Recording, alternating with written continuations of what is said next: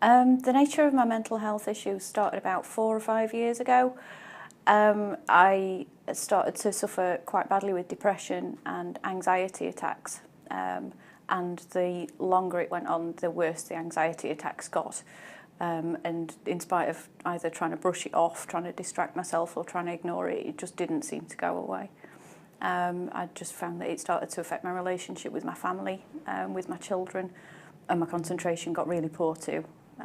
So it just got to that point where I think you tend to describe it as you feel as though you're drowning but everybody around you is breathing. And it was just that whole awareness of feeling really different and just kind of isolated from people. There'd be times when I'd need to go to either a meeting or I'd need to participate in something and my heart just wasn't in it. So I'd either think about any possible excuse not to go, and then end up talking myself around. But it was, that kind of thing is exhausting by the time you've finished just making yourself go through that process and gearing up to actually doing something that takes you really out of your comfort zone.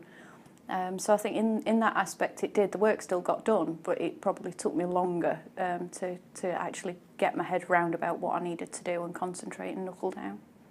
It's something that you manage. I think there are times when either you're under pressure or you're going through stressful periods in your life that it comes back. But once you've got over the first hurdle of talking to somebody about it, whether it's your GP or somebody you know or a friend or a family member or someone completely objective, because sometimes you don't always feel comfortable about admitting something that you think someone might think is a failure.